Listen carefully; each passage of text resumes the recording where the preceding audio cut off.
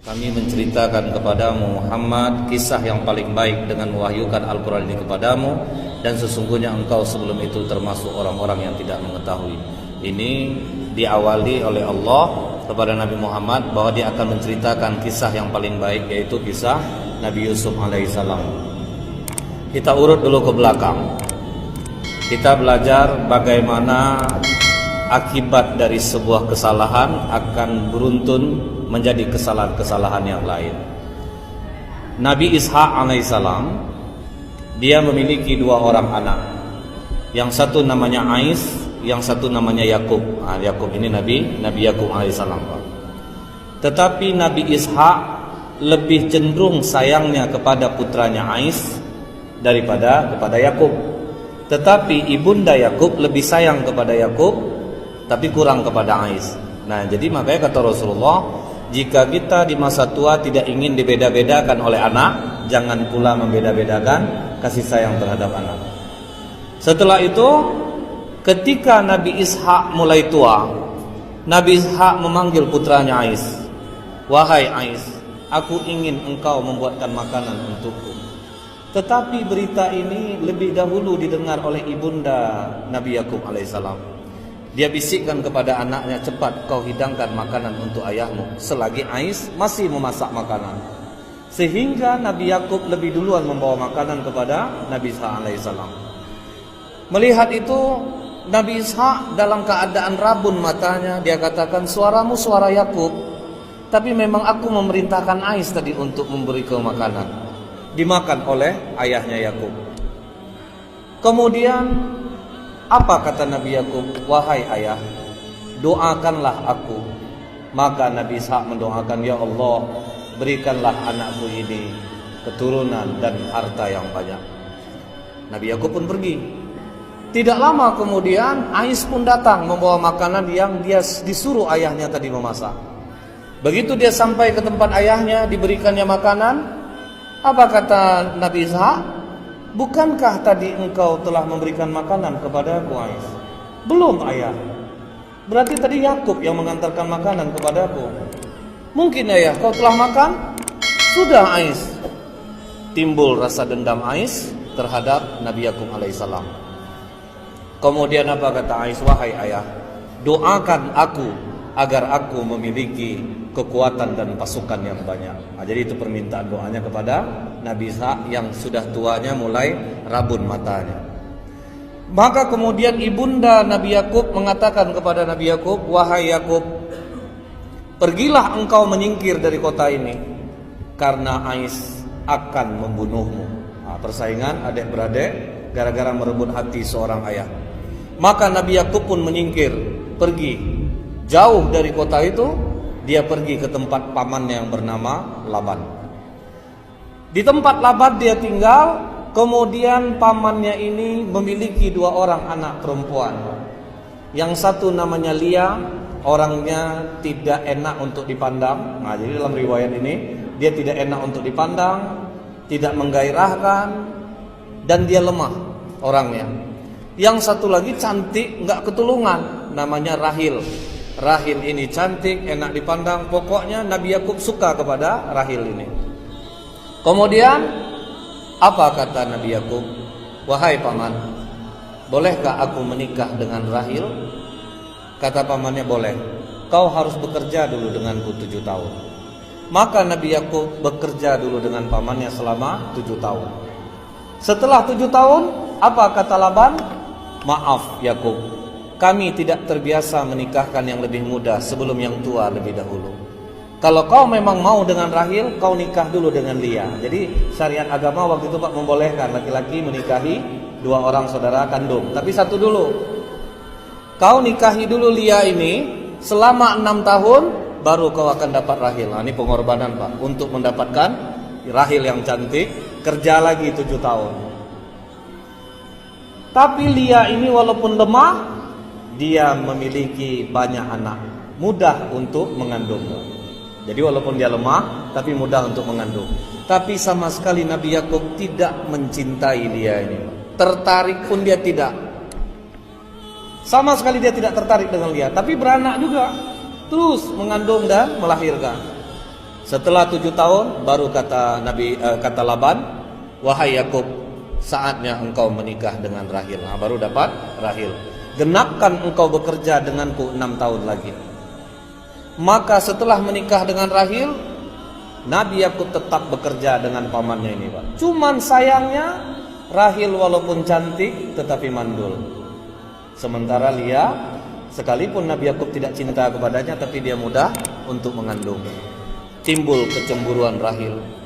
Maka Rahil berikan budaknya kepada Nabi Yakub. Ini budak dariku. Wah, Lia nggak mau kalah juga, Pak. Dia kasihkan juga budaknya. Sampai anak Nabi Yakub dari pernikahannya dengan Lia ini, sampai anaknya 11 orang. 11 orang. Sementara Rahil tidak. Akhirnya Rahil merasa rendah diri, Pak. Dia berdoa kepada Allah, ya Allah, karuniakanlah aku anak. Jadi ini lihat ketidakputusasaan Rahil, terus berdoa kepada Allah. Ketika dia terus berdoa kepada Allah, akhirnya Allah kabulkan. Rahil yang tidak bisa mengandung, yang mandul selama ini, akhirnya dikaruniai Allah seorang anak yang tidak tanggung-tanggung agungnya, Pak, yaitu Nabi Yusuf alaihissalam. Nah, jadi ini dia, Pak. Jadi saudara Yusuf itu dia tidak sekandung. Jadi lain dia ibunya, ya. Jadi akibat Nabi Yakub tidak mencintai istrinya Lia, maka dia mendapatkan anak yang jahat-jahat sifatnya. Itu bahayanya, Pak. Ketika Nabi Yusuf lahir dari rahim Rahil, kasih sayang Nabi Yakub tumpah ruah kepada Yusuf karena Yusuf ganteng, Pak.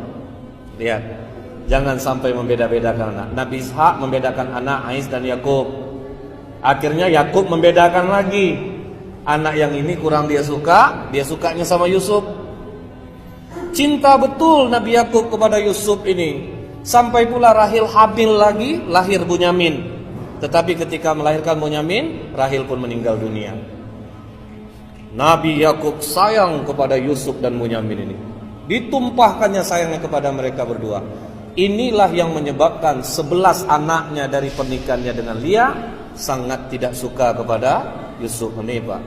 Rentetan akibat dosa dan kesalahan. Jadi, Pak, apapun keburukan yang kita terima hari ini, coba introspeksi lagi kita. Ada nggak dosa-dosa kita dulu membeda-bedakan ini segala macam? Ini terjadi jadinya. Jadi pada suatu malam Nabi Yusuf bercerita kepada ayahnya, "Ya abati inni ra'aitu ahada asyara kaukaban wa syamsa wal qamara. Ra'aituhum li sajidin." Wahai ayah, tadi malam aku bermimpi melihat 11 bintang, matahari dan bulan sujud kepada aku. Maka apa kata Nabi Yakub? Wahai Yusuf, jangan sampai saudara-saudaramu tahu tentang mimpimu ini. Tapi malangnya, Pak, salah satu saudara Yusuf dari Lia, anak Lia, mendengar perbicaraan antara Yakub dan Yusuf. Maka anak-anak yang 11 ini berembuk. Kalian tahu enggak, bapak kita nampak lebih sayang sama Yusuf Bunyamin daripada kita. Jadi apa rencana kita? Udahlah, kita habiskan aja Yusuf nih. Kita matikan aja dia. Jangan kita bunuh, kita buang aja bagaimana? Kita buat sandiwara lah. Jadi makanya saudara Yusuf ini membujuk ayahnya. Wahai Yakub, ayah, kami ingin mengajak Yusuf jalan-jalan karena sudah lama betul, sering betul dia di rumah. Maka kata Nabi Yakub, jangan. Nanti kalian lengah kepadanya. Siapa yang menjaganya dari gigitan singa atau serigala? Lihat di sini ada kesalahan Nabi Yusuf, Pak. Nabi Yakub. Dia menyerahkan urusan perlindungan keluarganya, mengkhawatirkan anaknya kepada anak-anaknya yang 11 ini, bukan kepada Allah. Nanti kalian lengah, dia diterkam singa. Waktu itu Nabi Yakub tidak mengatakan Allah yang melindungi, tapi dia menganggap anak-anaknya ini yang memiliki kekuatan. Janganlah, nanti kalian lengah. Siapa yang menjaga dia? Makanya anaknya mengatakan, kami orang-orang kuat ayah, biar kami yang menjaga Yusuf ini. Pokoknya kau percaya saja. Dengan berat hati Nabi Yakub melepaskan Yusuf pergi, tinggal Bunyamin bersamanya. Sampai di jalan berubah niat, jangan membunuh, dibuang saja. Dibuang Yusuf ke dalam sumur yang sebelumnya diambil dulu gamisnya. Diburu binatang, darahnya diusapkan ke baju Yusuf. Kemudian dibawa pulang, anak-anaknya menangis di hadapan Nabi Yakub. Wahai ayah, betul kau bilang ayah, kami lengah daripada Yusuf sehingga Yusuf diterkam oleh singa. Ini bukti bajunya ayah. Nabi Yakub pun menangis. Saking lamanya dia menangis sampai buta matanya, putih seluruh matanya. Nah ini tidak bolehnya terlalu cinta dan sayang kepada anak sehingga sayang kepada yang lain. Dihukum lagi oleh Allah buta mata karena menangis. Buta Nabi Yakub menangis Yusuf. Kemudian Nabi Yusuf yang terbuang dalam sumur tadi lewat saudagar dari Mesir. Begitu mengambil air ditarik timba, rupanya pemuda yang naik ke atas. Wahai Tuan, ternyata seorang pemuda. Ini bisa kita jual. Tidak ada harga Yusuf waktu itu, cuma 2 dirham. 1 dirham itu uang kita 70.000. Jadi Nabi Yusuf hanya dijual 140.000 saja. Dijual lagi kepada Al-Aziz, penguasa Mesir. Dibawanya pulang. Dia katakan kepada istrinya Zulaiha, rawat anak ini, biarkan dia tinggal di sini, mana tahu ada manfaat untuk kita. Waktu itu ketampanan Nabi Yusuf belum kelihatan, Pak. Masih biasa-biasa saja. Setelah dia tinggal di rumah pembesar Mesir, semakin lama semakin besar, semakin nampak ketampanannya. Maka sampailah Yusuf diangkat menjadi kepala pembantu rumah tangga. Lihat, tidak ada orang yang berhasil itu instan, Pak. Prosesnya berat. Proses Nabi Yusuf itu berat. Sampai dia besar sekitar umur 18 tahun, Zulaiha istri Al-Aziz mulai jatuh cinta kepada Nabi Yusuf alaihissalam. Mulai dia menggoda, sampai akhirnya dia nekat. Begitu suaminya sedang pergi, dia masuk ke dalam kamar Nabi Yusuf, dikunci. Kemudian ketika dia mengunci itu, dia katakan kepada Yusuf, Yusuf, aku sangat tertarik kepadamu. Mari Yusuf, layani aku. Tapi lihat Pak, dalam Al-Quran apa kata Allah?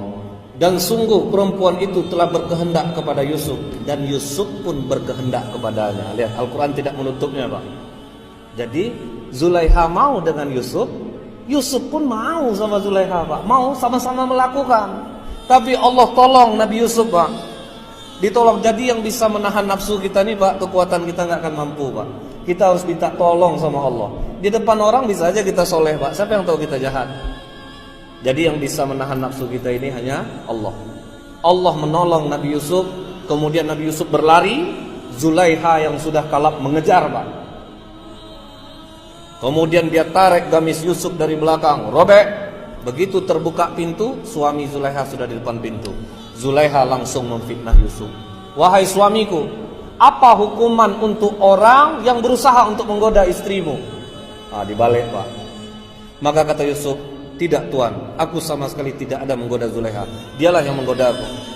Tapi salah seorang yang bersama Al-Aziz mengatakan, begini saja, coba cek dari mana robek baju Yusuf. Kalau memang dari depan, berarti Yusuf yang menggoda istrimu. Tapi kalau dari belakang, berarti Zulaiha yang ngejar. Ternyata yang belakang robek. Maka kata Al-Aziz, Yusuf, tolong rahasiakan cerita ini, jangan sampai masyarakat tahu. Jadi sempat Pak, disuruh tutup mulut, jangan sampai orang lain tahu. Tapi yang namanya gosip Pak, sebentar nyebarnya Pak. Tersebar gosip ini Bu ke kalangan istri-istri pembesar istana. Maka Zulaiha pun dibuli Pak. Maka Zulaiha sakit hati, dia dicemooh seperti itu. Diundangnya semua istri pejabat datang ke istana. Dikasih buah, dikasih pisau. Potong buah ini. Sedang memotong, pintu pun dibuka. Disuruh Nabi Yusuf jalan keluar Pak. Berapa ganteng Yusuf Pak, sampai ibu-ibu itu tidak merasakan tangannya dipotong sendiri. Berapa kira-kira tampannya itu Pak? Pas nengok Yusuf keluar Pak, sampai tangan dipotong sendiri, tidak terasa. Seganteng-ganteng apa orang sekarang Pak, belum ada lah perempuan yang sampai segitu terkesima Pak. Kemudian apa kata Zulaiha? Bagaimana menurut kalian bujangku? Wajar enggak aku menggoda dia? Buktinya kalian sendiri tidak terasa memotong tangan kalian sendiri. Iya Zulaiha, ini malaikat yang sempurna. Sampai begitu Pak mereka mengatakannya. Akhirnya semua ibu-ibu ini menginginkan Yusuf. Maka diancam oleh Zulaiha, kalau kau tidak mau Yusuf melayani kami, kau akan kami penjarakan. Maka kata Nabi Yusuf, ya Allah, penjara lebih aku sukai daripada aku harus melayani mereka. Dari umur 18 itu Nabi Yusuf pun masuk penjara untuk mempertahankan imannya. Jadi terkadang Pak, untuk berbuat baik ini kadang memang sulit kita jadinya. Yusuf berkorban, dia dipenjara dengan kesalahan yang tidak dia lakukan. Sampai umur berapa? Sampai umur 27 tahun. Singkat cerita, raja bermimpi. Dia melihat dalam mimpinya 7 ekor sapi kurus memakan 7 ekor sapi gemuk. Kemudian 7 tangkai yang berwarna hijau, 7 tangkai pula yang kering. Bingung menafsirkan mimpi raja ini. Teringat 2 orang yang bersama penjara Yusuf, yang satu tapi sudah mati, yang satu masih hidup. Dia katakan kepada raja, ada 1 orang sama dengan aku waktu di penjara, bisa menakwil mimpi. Siapa? Yusuf. Maka raja datang kepada Yusuf, wahai Yusuf, aku bermimpi. Diceritakan mimpinya. Apa kata Nabi Yusuf? Akan tiba zaman 7 tahun masa subur, penuh makanan, ekonomi aman. Tapi setelah itu akan datang 7 tahun masa sulit. Setelah itu tiba masa 7 tahun kalian berberas anggur. Jadi kalau panen, setengah saja ambil sekarang, setengah lagi simpan. Maka kata Nabi Yusuf, jadikan aku bendahara negeri ini. Nah, jadi lihat Pak, kalau kita memiliki kemampuan boleh meminta jabatan. Nabi Yusuf meminta, dalam Al-Quran disebutkan Nabi Yusuf meminta, jadikan aku bendahara negeri ini, karena dia memiliki kemampuan. Kemudian, baik kau kujadikan bendahara negeri ini, tapi syaratnya satu Tuhan, tolong kumpulkan dulu ibu-ibu yang pernah mengatakan aku mengganggu mereka, tanyakan kepada mereka, benarkah aku melakukan itu? Bersihkan dulu nama aku. Jadi Nabi Yusuf minta bersihkan namanya. Setelah ditanyakan, mereka ngaku bukan Yusuf yang menggoda kami, kamilah yang berkehendak kepada Yusuf. Maka Nabi Yusuf pun begitu keluar dari penjara, umur sekitar 28-29 tahun, dia memegang negeri Mesir sebagai bendahara Mesir. Setelah itu apa Pak? Setelah masa subur berlalu, 7 tahun disimpan stok makanan. Keluarga Nabi Yakub pun kelaparan. Mereka datang ke Mesir untuk meminta makanan, membawa pengganti-penggantinya emas untuk mengambil makanan. Di situ Nabi Yusuf menandakan semua saudaranya. Dia ingat Pak, ini saudaraku itu. Diberi Nabi Yusuf makanan yang banyak. Kemudian emas untuk menukar tadi dimasukkan Nabi Yusuf ke dalam karung-karung mereka. Kalian kalau kehabisan makanan lagi, tolong kalau kembali kemari bawa saudara kalian yang seayah. Dari mana kau tahu kami punya saudara yang seayah Tuhan? Sudah pokoknya bawa saja. Kalau tidak kalian bawa, kalian tidak akan dapat makanan lagi. Karena Nabi Yusuf sudah rindu Pak dengan adiknya. Pulang. Setelah pulang, kemudian lama-kelamaan makanan mulai habis. Apa kata anak-anak Nabi Yakub? Wahai ayah, stok makanan kita habis. Sementara bendahara Mesir mengatakan kalau kami mau minta makanan lagi, mesti bawa Bunyamin ayah. Dia tahu kita punya adik Bunyamin. Buktinya lihat ayah, emas-emas untuk nukar barang dimasukin lagi kemari. Berarti kami masih bisa nukar lagi nih ayah. Apa kata Nabi Yakub? Tidak. Kalian sudah berkhianat soal Yusuf. Aku tidak mau lagi kehilangan anak aku satu ini. Tolong ayah, nanti kita akan kelaparan. Akhirnya Nabi Yakub ngalah. Apa kata Nabi Yakub? Berjanjilah kalian kepada Allah untuk menjaga Bunyamin. Baru pakai Allah Pak, yang kedua. Jadi Nabi Yakub baru mengatakan berjanjilah kalian kepada Allah bahwa kalian akan menjaga dia apapun yang terjadi.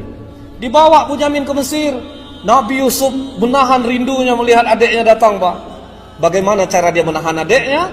Kemudian di antara karung-karung yang sudah diisi makanan, diisinya 1 piala emas di tempat karung adiknya. Disuruh pulang. Begitu di pertengahan jalan dikejar. Tunggu. Kami kehilangan piala dari emas. Siapa di antara kalian yang mengambilnya?